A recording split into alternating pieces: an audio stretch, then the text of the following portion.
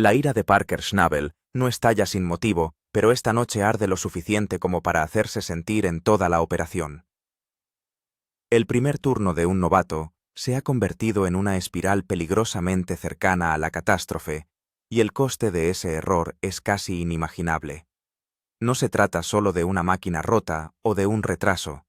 Se trata de lo frágil que puede ser incluso la operación más exitosa cuando un momento sale mal, y lo que lo hace peor es saber lo mucho que estaba en juego cuando sucedió, porque esta temporada ya había sido extraordinaria. El equipo de Parker había superado los $5 millones de producción total, un hito que solo alcanzan los equipos mineros de élite. Kevin Beats acababa de extraer la increíble cifra de 245 onzas de la mina Sphinx en un solo pesaje. 876 millones de una sola vez, el tipo de resultado que los mineros persiguen durante toda su carrera. Todo estaba alineado, cada pieza del sistema funcionaba en sincronía, cada decisión conducía a una de las carreras más exitosas que jamás habían visto. Y sin embargo todo estuvo a punto de no ocurrir nunca debido a lo que ocurrió durante el primer turno de noche de un hombre que ya había sido despedido una vez, Taven Peterson. Dejar marchar a alguien nunca es sencillo, sobre todo en un entorno en el que cada mano cuenta.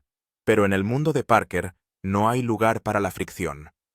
Cada persona tiene que funcionar como parte de una máquina mayor, y cuando una pieza se niega a alinearse, las consecuencias se extienden hacia afuera. A Taven ya le habían dado esa oportunidad una vez, y terminó de la misma forma que suelen hacerlo estas situaciones, directa, definitiva e inevitable. No encajaba. No porque le faltara esfuerzo, sino porque se negaba a moverse con el equipo. En un lugar en el que la precisión y la coordinación lo son todo, ese tipo de mentalidad se convierte en un lastre. Y entonces, en esa primera noche de vuelta a una nueva operación, todo vuelve a tambalearse. Una roca de 100 libras se desliza a través de las barras dañadas de la criba, algo que nunca debería ocurrir, y se estrella contra el sistema de alimentación. La cinta transportadora se atasca. La planta de lavado se detiene. Así de sencillo, el latido de la operación se detiene. A las 10 horas de su primer turno de pie en la fría oscuridad, Taven se queda mirando fijamente una máquina silenciosa, plenamente consciente de que ese momento podría borrar su segunda oportunidad antes incluso de que empiece. El peso de todo esto no es solo mecánico, es personal. Es todo poniéndose al día a la vez. El plan que elige, levantar la roca con las barras, no es del todo erróneo. De hecho, en otro contexto incluso podría calificarse de ingenioso. Pero aquí, bajo presión, con todo ya al límite, incluso una decisión razonable puede convertirse en un desastre. Para un novato en su primera noche, no está mal, se acerca peligrosamente a no es lo bastante bueno. Y en este tipo de trabajo esa diferencia puede definirlo todo. Para entender cómo Taven acabó aquí luchando por conservar un trabajo que la mayoría de la gente ya habría perdido 2 veces, hay que remontarse al momento en que todo se vino abajo la primera vez. No fue el propio Parker quien dio la noticia, sino el director de la mina, el encargado de mantener el orden, la disciplina y la cohesión en toda la cuadrilla. Cuando sentó a Taven, no había ira en su voz, solo certeza. El problema no era la habilidad, sino la actitud. Se había dado a conocer como alguien que siempre creía saber más, alguien que recibía instrucciones y las reformulaba tranquilamente para adaptarlas a su propia versión del trabajo. Ese tipo de pensamiento no sobrevive mucho tiempo en una mina de oro. Cuando te piden que hagas algo, es porque el sistema depende de que se haga de una determinada manera. Pero Taven se defendió insistiendo en que solo intentaba ayudar, que creía que estaba mejorando el proceso. El problema era que ya le habían dado semanas para adaptarse, semanas para escuchar, semanas para formar parte del ritmo. Y eligió no hacerlo. Cada vez. Peor aún, había empezado a presumir ante la tripulación, hablando de cuántas cargas podía empujar en una hora, convirtiendo el rendimiento en algo personal en lugar de colectivo. Cuando el director le llamó la atención, no se trataba solo de los números, sino de la mentalidad que había detrás de ellos. Y en esa conversación final, Taven hizo exactamente lo que le había llevado hasta allí en primer lugar. Se defendió, argumentó, insistió en que tenía razón, Incluso cuando se estaba tomando la decisión, incluso cuando la puerta se estaba cerrando, no pudo dar un paso atrás y escuchar. Y eso más que cualquier otra cosa lo selló. Porque en ese momento demostró que no había aprendido nada en absoluto. Así que cuando le dijeron que hiciera las maletas y se marchara, no fue solo el final de un trabajo, sino el resultado de un patrón. La mayoría de la gente lo habría tomado como una señal para marcharse, para volver a casa, para reagruparse. El Yukon no perdona ni económicamente ni emocionalmente, y menos para alguien que carga con el peso de haber sido despedido de una de las operaciones más conocidas del sector. Pero Taven Peterson no sigue el camino que sigue la mayoría de la gente. En lugar de eso, redobla la apuesta y decide que volver a casa no es una opción, no porque sea imposible, sino porque se niega a aceptarlo. Hay algo obstinado, casi desafiante en la forma en que afronta lo que viene a continuación. Carga conduce de un sitio a otro llamando a las puertas, presentándose, pidiendo trabajo con nada más que determinación y un despido reciente a su nombre. Hace falta cierto tipo de resistencia para seguir presentándose así, para enfrentarse a extraños y admitir el fracaso sin dejar de pedir otra oportunidad. Y de alguna manera esa persistencia da sus frutos.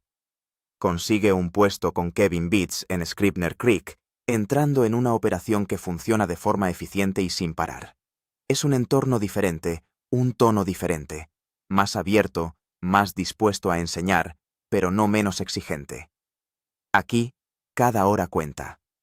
La planta de lavado funciona las 24 horas del día extrayendo oro de la corta Sphinx y cada segundo de inactividad es algo que nunca se puede recuperar. Cuando Taven llega, nota la diferencia de inmediato.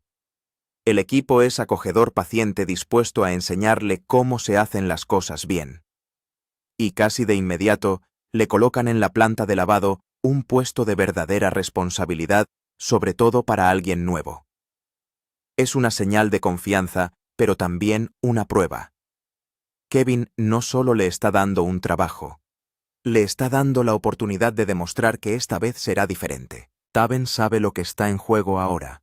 Habla de orgullo, de querer formar parte de un equipo ganador, de la necesidad de demostrarse a sí mismo, no solo a la tripulación, sino a sí mismo. Y sobre todo, hay una cosa que deja absolutamente clara: no puede permitirse ser despedido de nuevo. No después de todo lo que le costó llegar hasta aquí. No después de elegir quedarse cuando habría sido más fácil marcharse. Los turnos nocturnos son largos y silenciosos, la oscuridad aprieta mientras la maquinaria sigue moviéndose firme e implacable. Kevin Beats y Rick rotan a lo largo de las horas vigilando, ajustando, manteniendo el flujo que mantiene todo vivo. No es un trabajo glamuroso, no se anuncia por sí solo, pero exige concentración, disciplina y constancia cada minuto. Y 10 horas después de esa primera noche frente a una máquina muerta y con todo en juego, Taven Peterson se enfrenta por fin a lo único que ya no puede evitar: el momento en el que se convertirá en el trabajador que dijo que sería, o demostrará que nada ha cambiado. Aprendes los sonidos de la máquina del mismo modo que un capitán aprende los sonidos de un barco, y te mantienes lo suficientemente alerta como para darte cuenta de cuándo cambia algo. Taven lleva 10 horas en su primer turno de noche en Scribner Creek, cuando la planta de lavado se apaga por completo. Sin avisos, sin ralentizaciones graduales. En un momento, la planta funciona, y al siguiente, no. Algo falla cerca de la tolva, el conducto que canaliza el material excavado en bruto hacia el transportador de alimentación y la planta de lavado. La tolva es el punto de entrada de toda la operación. Cuando funciona, todo lo demás funciona. Cuando no, todo el proceso se detiene y cada onza de oro que hay bajo tierra se queda ahí mientras el reloj sigue avanzando. Taven se percata del cambio de ritmo y se dirige a la tolva para investigar. Lo que encuentra le deja helado. Hay una enorme roca asentada en la garganta de la máquina, un auténtico peñasco de 100 libras denso y en forma de bloque encajado tan completamente contra el transportador de alimentación que la cinta no puede moverse a su alrededor, por encima o a través de él. La alimentación está muerto. Parece que podría haber sido la tolva, creo. Voy a ir a comprobarlo. Toda la operación aguas abajo. La planta de lavado la esclusa cada pieza del equipo de recuperación de oro. Aguas abajo. está completamente inactiva debido a una roca y un vertedero. La planta de lavado no funciona. Así se silencia la primera noche de Taven Peterson en Scribner Creek. Para entender cómo una roca de ese tamaño llega a la tolva, hay que entender las barras Grizzly, la pesada rejilla de acero que se sitúa encima de la tolva y que está diseñada específicamente para impedir que esto ocurra. La materia prima que llega de la excavadora pasa primero por las rejillas. Las barras atrapan todo lo que sea demasiado grande e impiden que caiga al sistema de alimentación. Es la primera línea de defensa de la planta y en condiciones normales funciona exactamente como está previsto. Pero la explotación de Scribner Creek ha funcionado a toda máquina. Las barras Grizzly han soportado el peso de miles de toneladas de material turno tras turno durante toda una larga temporada. Ese tipo de tensión sostenida dobla el acero. Con el tiempo lenta y paulatinamente las barras se han deformado y los huecos entre ellas se han ensanchado. No lo suficiente como para que sea evidente, pero sí lo suficiente. Lo suficientemente ancha como para que la roca equivocada que entra en el ángulo equivocado se deslice a través de la rejilla y caiga directamente en la tolva en lugar de ser tamizada como debería. Eso es exactamente lo que ocurrió. La roca encontró el hueco, se deslizó a través de él y ahora es la dueña de la máquina. El turno de noche de Kevin Beats, el encargado de mantener el corte de la esfinge, produciendo 24 horas al día, acaba de pararse por completo. Todos a sus puestos. Chelsea March y Tyler Potter llegan del turno de día. La producción lo es todo en una mina de oro, y cuando la producción se detiene, todas las personas disponibles se acercan al problema sin que nadie se lo pida. Chelsea echa un vistazo a la situación e identifica el problema enseguida. Una gran roca se ha colado entre los osos pardos, dice, y no se explica cómo ha podido pasar dado su tamaño en comparación con los huecos de las rejas. No sé cómo han podido abrirse paso entre los osos pardos. Es así de grande, y los osos pardos son así de grandes. Pero sea como sea, ahora está ahí dentro, y la cuestión es cómo sacarlo. No es una cuestión sencilla. Un peñasco de 100 kilos en la tolva no se saca con la mano. El espacio que lo rodea es demasiado reducido, la roca pesa demasiado, y la geometría de la situación hace imposible la fuerza bruta. Lo que el personal necesita es palanca mecánica, y la única palanca mecánica disponible es el sistema ya integrado en la planta. Las barras Grizzly se conectan a un ariete hidráulico, un potente accionador que eleva y baja toda la rejilla durante el funcionamiento normal para mantener el material en movimiento y evitar atascos. La solución de Chelsea consiste en reutilizar esa potencia hidráulica como mecanismo de elevación. El plan consiste en pasar una pesada cadena por la parte superior de la tolva, enrollarla firmemente alrededor de la roca, atar el otro extremo de la cadena al bastidor del Grizzly y a continuación utilizar el ariete hidráulico para levantar la roca y sacarla del atasco. Las barras del Grizzly se convierten en una grúa. Es exactamente el tipo de solución diseñada sobre el terreno que mantiene viva una explotación aurífera remota cuando no existen opciones convencionales. Un miembro de la tripulación, David, se encarga de colocar la cadena en la posición correcta. Tiene que bajar a la tolva un conducto estrecho fangoso con paredes de acero y casi sin espacio para maniobrar y colocar la cadena por debajo y alrededor del peñasco hasta que esté en la posición correcta para la elevación. Es un trabajo lento, incómodo y difícil, pero lo consigue. La cadena vuelve a subir por la parte superior. El equipo la enrolla alrededor del bastidor del Grizzly y se realiza la conexión. La roca abajo, la cadena que sube por la garganta de la tolva, las barras del Grizzly arriba listas para actuar como punto de anclaje. El ariete hidráulico engancha el Grizzly. Las barras empiezan a subir. La cadena se tensa contra la parte inferior de la roca. No pasa nada. La roca no se mueve. La cadena aguanta. La presión está ahí, pero la roca está encajada en un ángulo que el primer ascensor no puede romper por sí solo. La tripulación mantiene su posición y evalúa con calma. Nadie entra en pánico. Nadie se pone a improvisar sobre la improvisación, sino que piensa en el paso siguiente. Cuando alguien pregunta si se ha roto la cadena, David confirma que no. Es posible que se haya desplazado ligeramente sobre la roca pero la conexión sigue intacta.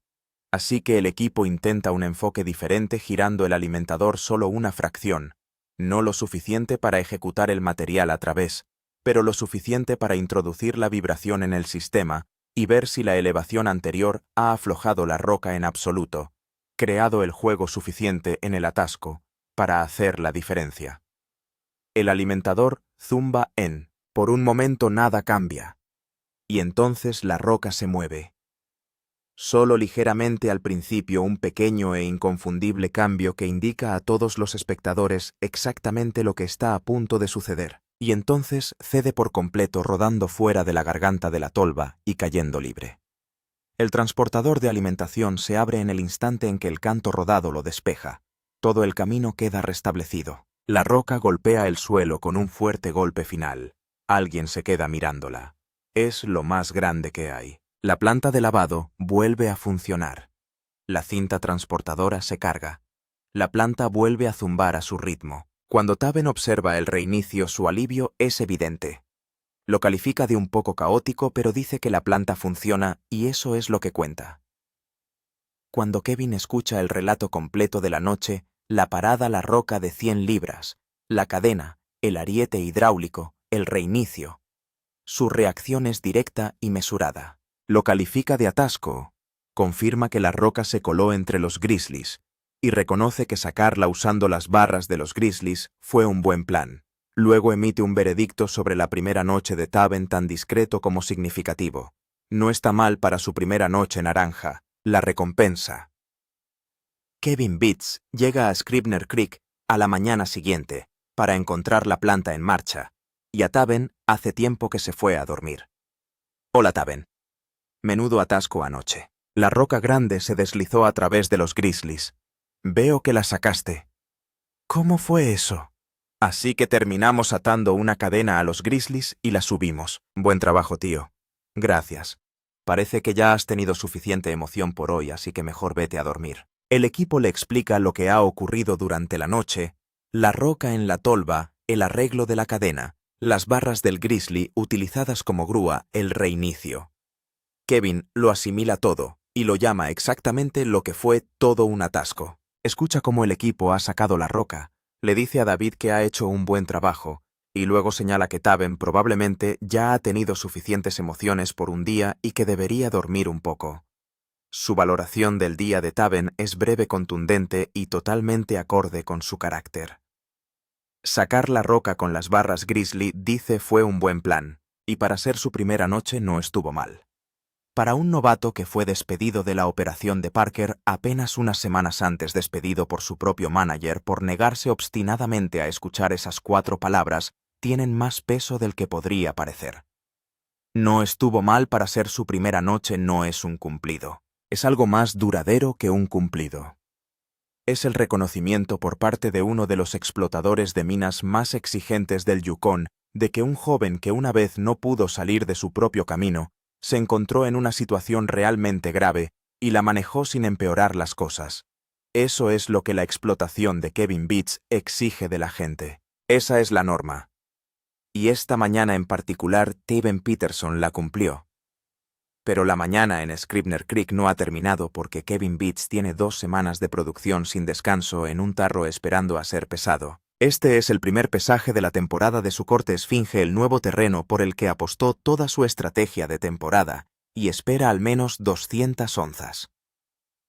La planta funcionó sin parar para construir esta cifra. El turno de día y el turno de noche funcionaron sin interrupción durante 2 semanas seguidas, 24 horas al día, incluyendo una noche en la que una roca de 100 libras paralizó toda la operación durante horas, antes de que el equipo improvisara la forma de volver a estar en línea. Kevin y Taven se paran juntos en la balanza. El oro sale del primer frasco 10 onzas, luego 20, luego 50, subiendo constantemente a 100, luego 120, La balanza sigue subiendo 158 onzas, solo de la primera jarra. 10, 50, 100, 120, 150 y 8, Kevin saca la segunda jarra y los números siguen subiendo. 160, 170, 180, 200, y no paran ahí 230, 240, 245 onzas. La reacción de Kevin es silenciosa y genuina. Lo califica de muy guay y luego añade que 2 semanas corriendo sin parar es exactamente lo que se suponía que tenía que ofrecer el corte esfinge. Esa es la cifra. Dice que necesitaban ver 245 onzas, 876.000, el mejor pesaje individual de Kevin de toda la temporada, un aumento de 80 onzas sobre su total anterior. En todas las operaciones de Kevin Beat, esta temporada ha superado ya todos los objetivos en la producción total. Kevin le dice al equipo que sigan así. Taven dice que por supuesto, y vuelven al trabajo. En algún lugar de Scribner Creek, Taven Peterson está durmiendo. Atrás queda su primer turno de noche. La planta muerta, el peñasco de 100 libras, la cadena atada a las barras de los Grizzlies, el reinicio. Llegó a esta temporada como el novato al que despidieron de la operación de Parker Schnabel porque no podía dejar de hacer las cosas a su manera. Llegó a la mina de Kevin Beat sin nada que ofrecer excepto una segunda oportunidad que no estaba seguro de merecer un amor genuino por el trabajo y una comprensión muy específica de lo que se siente al perder la confianza de las personas que dirigen la operación. Y en su primera noche, se enfrentó exactamente al tipo de situación que separa a las personas que pertenecen a una mina de oro de las que no. El problema era grave, la solución era complicada y físicamente exigente, y tuvo que ser ejecutada bajo presión en plena noche por un equipo que trabajaba a contrarreloj. Taven no creó el problema, pero él era el que estaba de turno cuando ocurrió, y la forma en que lo manejó importaba. Encontró la roca. Dejó que Chelsea David y los trabajadores experimentados se encargaran de arreglarlo y permitió que la planta volviera a funcionar sin intentar inmiscuirse en un proceso que aún no comprendía del todo. Esa es una versión de Taven Peterson distinta de la que abandonó la operación de Parker tras insistir incluso durante la propia conversación del despido en que él tenía razón y su jefe estaba equivocado. Si esa diferencia se mantiene, si una noche dura es el principio de algo duradero, o solo un buen turno, sigue siendo una cuestión abierta. Pero esta mañana, con la planta de lavado en marcha y la balanza marcando 245 onzas, es suficiente. Kevin vuelve hacia el corte de la esfinge. La planta de lavado sigue funcionando. La temporada sigue avanzando turno a turno, onza a onza, exactamente como se supone que debe funcionar una temporada aurífera, cuando las personas adecuadas hacen su trabajo. Así es exactamente como se sobrevive a tu primer turno en una mina de oro.